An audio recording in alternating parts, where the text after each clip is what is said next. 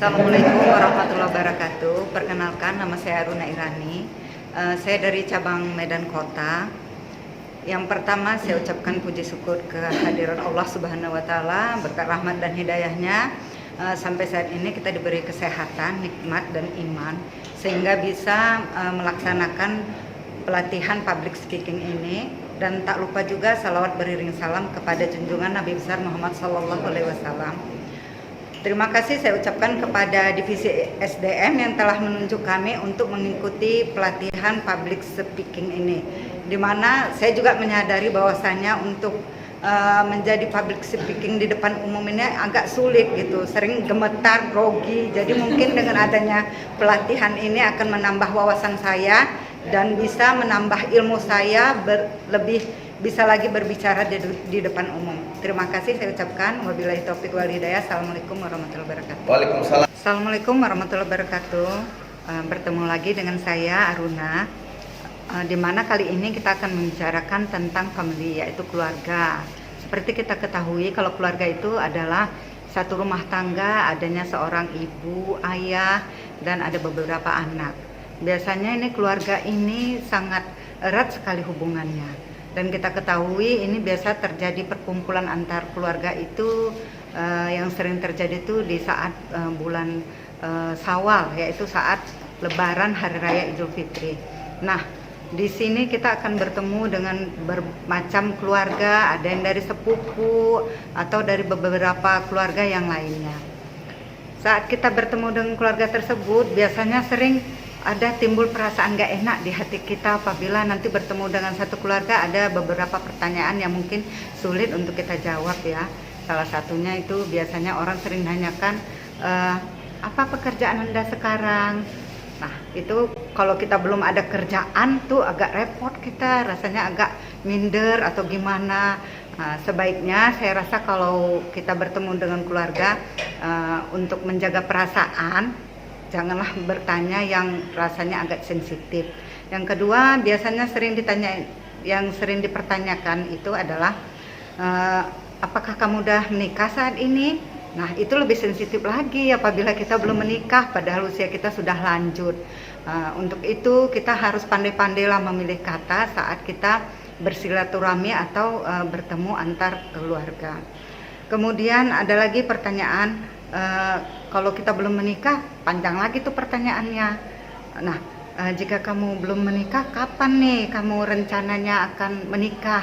Nah, itu makin ribet kita menjawab karena kita memang gak ada planning. Kalau ada planning sih mungkin agak gampang ya. Kemudian berikutnya mungkin orang sering juga bertanya, saat ini tinggalnya di mana ya? Kamu tinggalnya di mana, kalau di Jakarta atau di mana gitu, karena kan memang kalau Lebaran itu kan bertemu ada beberapa daerah gitu ya. Jadi pertanyaan itu sih sebenarnya wajar-wajar aja. Nah ini saya rasa kalau di acara keluarga bolehlah dipertanyakan. Tapi kalau seperti yang sensitif, seperti kayak keluarga, berapa anak, mungkin ini kita sebelum bertanya ke orangnya harus tahu dulu lah kita apakah dia memang sudah berumah tangga, sudah mempunyai anak atau belum. Nah kalau memang kita udah dapat pastinya dari orang, bolehlah kita pertanyakan sehingga tidak menyinggung perasaan orang. Yang berikutnya, kalau belum berumah tangga nanti mereka panjang lagi pertanyaannya, siapa lagi yang kamu tunggu? Nah kalau udah begitu, karena memang gak ada yang ditunggu, susah juga menjawabnya kan. Terus selanjutnya, kalau nanti kamu sudah tua, nah itu gimana lagi? Kapan lagi kamu mau menikah? Sementara usia kamu sudah lanjut. Nah inilah yang mungkin saya rasa perlu dihindari saat-saat kita bersilaturahmi dengan keluarga kita. Supaya apa? Supaya jangan ada orang merasa tersinggung atau tertekan dengan pertanyaan-pertanyaan yang kita rasa tidak mengenakan hati mereka. Dimana seyogyanya itu saat kita berjumpa dengan family, dengan keluarga itu kita maunya happy. Jadi jangan ada pertanyaan kita itu yang menyinggung perasaan orang. Saya rasa demikian topik kita siang ini. Saya sudahi dengan wabillahi taufiq wal hidayah. Assalamualaikum warahmatullahi wabarakatuh. Silakan. Assalamualaikum warahmatullahi wabarakatuh. Salam sejahtera untuk kita semua. Semangat pagi. Pagi. Pagi.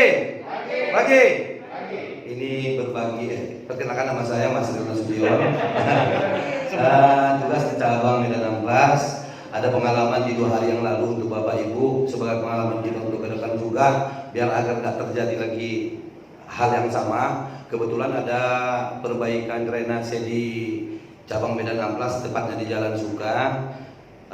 Ada gadian, nggak didampingi dengan pengawas kita, dan cuma mitra kita aja yang kerja. Dalam kejadian di hari Sabtu itu, begitu dia menggali tanahnya, mau masukkan relokasi pipa dimaksud ini, tertimpa tanah, tertimpa si mitra kerja kita. Jadi dalam hal ini saya sampaikan ke Bapak Ibu agar tetap maunya kita mengawasi pekerjaan itu dan tetap memakai alat perlindungan diri. Seperti itu aja yang bisa saya sampaikan. Billahi taufiq wal hidayah. Assalamualaikum warahmatullahi wabarakatuh. Waalaikumsalam. Go, Pak. Assalamualaikum warahmatullahi wabarakatuh. Dengan saya Mas Rino Sution.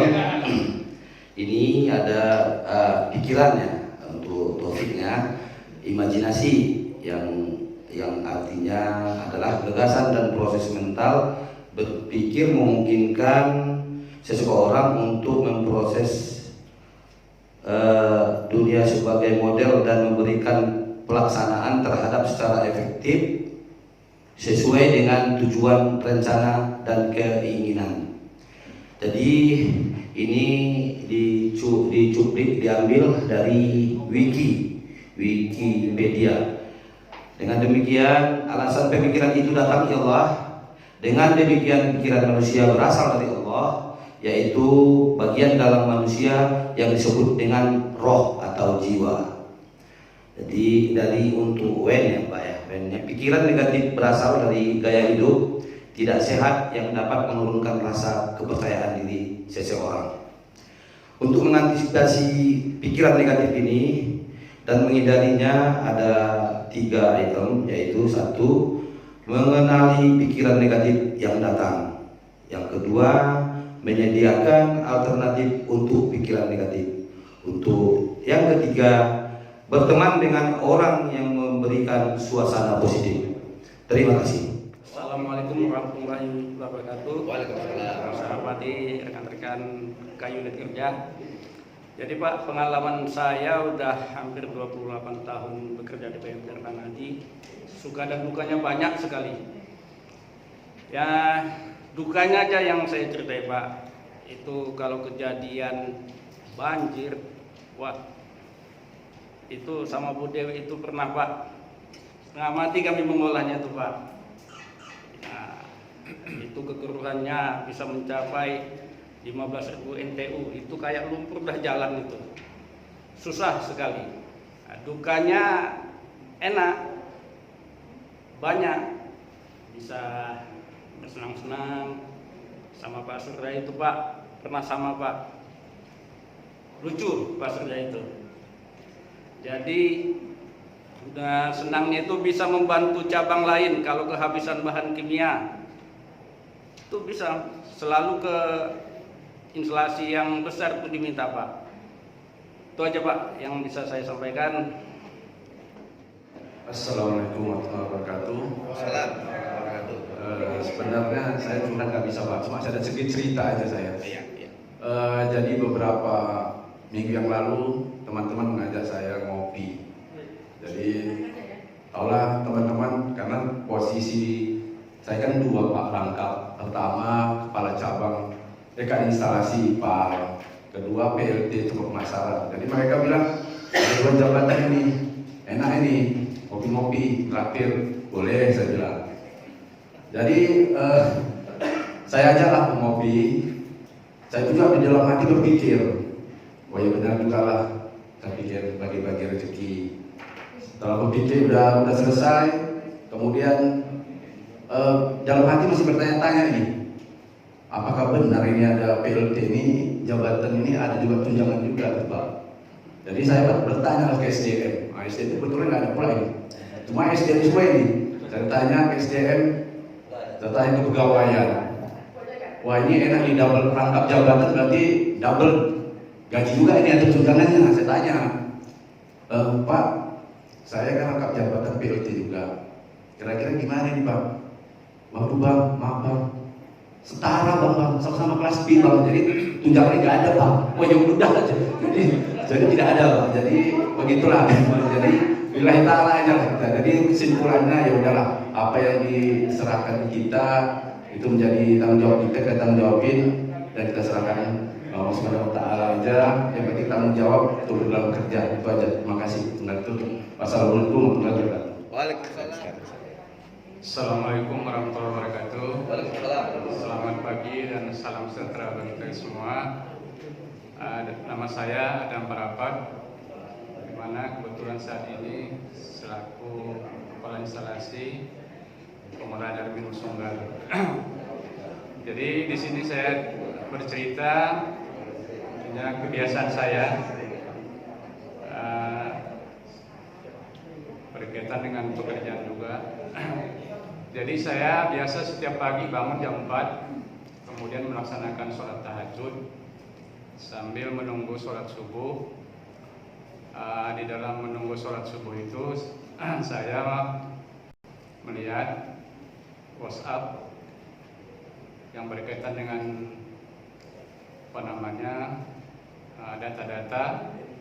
data-data daripada sistem pengolahan. Kemudian setelah sholat subuh, kebetulan saya sekarang tinggal di rumah dinas. Jadi saya sendiri di rumah dinas karena memang sesuai dengan anjuran direksi, kepala instalasi pengolahan air minum wajib menempati rumah dinas. Kebetulan istri saya ajak nggak bersedia, berhubung saya mungkin 3 bulan lagi sudah pensiun, jadi mungkin orang rumah beranggapan merepotkan gitu Pak. Kemudian setelah sholat subuh saya kontrol melihat instalasi mulai dari intake, kemudian sistem pengolahan dan juga perpompaan. Setelah itu biasa saya mandi, kemudian setelah mandi persiapan untuk sarapan. Kemudian kebetulan pada hari ini ada kegiatan pelatihan public speaking. Saya berangkat tadi jam 7:30 sampai di sini jam 8:kurang 1/4. Mungkin itu yang dapat saya sampaikan. Wabillahi taufiq wal hidayah. Assalamualaikum warahmatullahi wabarakatuh. Waalaikumsalam. Baik, selamat sore pemirsa. Saat ini kesehatan sangat penting dan hari ini sudah menjalankan acara kesehatan yang ada di lokasi kejadian, dan rekan kita Bapak Didi akan melaporkan secara langsung. Silakan, Didi. Ulangi lagi. Oke. Namanya Diki, Pak. Diki ya, Diki saya Denny ya, di. Oke, hari ini sedang diadakan acara simulasi kesehatan di lokasi Hotel ABCD, dan rekan kita ada Pak Diki di sana akan melaporkan secara langsung jalannya acara. Silakan Pak Diki. Terima kasih rekan di studio. Baik, saya laporkan dari lapangan, khusus di Rumah Sakit ABC, bahwa di sini ada acara tentang kesehatan. Kesehatan adalah harta dan rezeki yang paling berharga. Maka dari itu kita harus menjaga dan selalu tetap rutin berolahraga. Kesehatan fisik, mental, dan sosial bukan sekedar penyakit dan kelemahan saja. Baik, saat ini saya sedang berada bersama narasumber, dan beliau adalah seorang musisi yang bergemar bermain sepak bola. Sekarang kita saatnya bertanya kepada beliau bagaimana beliau cara menjaga kesehatan agar tetap fit dan bisa manggung dari panggung ke panggung. Oke, seolah. Oke. Demikian. Baik, demikianlah saya laporkan dari Rumah Sakit ABC, kembali ke studio dengan rekan ini. Terima kasih. Baik pemirsa, kita tidak tahu namanya alam berkehendak lain, ya Tuhan juga berkehendak untuk kondisi manusia. Untuk itu dari bencana alam kita dengar kemarin, rekan kita sudah di lokasi yang ini akan melaporkan secara langsung bagaimana kondisi masyarakat yang tertimpa bencana alam di daerah tersebut. Silakan Rekan sana. Terima kasih Bung Denny. Pemirsa dimanapun Anda berada, kami sedang berada di lokasi bencana di mana Gunung Semeru meletus mengakibatkan banyak korban, menelan korban, dan kemudian juga rumah-rumah di penduduk hancur. Ini dapat kami lihat seperti saudara nampak di layar monitor. Ibu itu sedang sedih, anaknya sedang tidak ketemu karena terbawa lava dingin. Kami harapkan juga kepada pemirsa untuk dapat membantu saudara-saudara kita yang tertimpa musibah. Donasi dapat disalurkan melalui TV public speaking dan akan rekeningnya yang di bawah ini. Demikian saja Bung Denny yang dapat kami laporkan di lokasi bencana. Demikian saya kembalikan kepada Bung Denny. Oke, saudara-saudara dari sini. 2 menit, go. Terima kasih. Di sini saya perkenalkan, nama saya Umar Al-Buseri. Saya akan bercerita tentang goes naik sepeda. Ini cerita pengalaman. Pada saat tahun 2006, kami ditugaskan dari PDAM Tirtanadi untuk mengikuti event Go Green yang dilaksanakan di Toba, Samosir. Jadi peserta dari PDAM dikirim sekitar 12 orang. Dalam perjalanan sesampainya di Prapat, kami menyeberangi Danau Toba sampai ke Samosir karena startnya di Pulau Samosir. Lama perjalanan yang kami goes sekitar 96 km. Alhamdulillah saya pada saat itu sampai juga di finish walaupun kondisinya ya medannya terlalu berat. Itu pengalaman yang kita dapatkan pada saat waktu goes di Toba Samosir.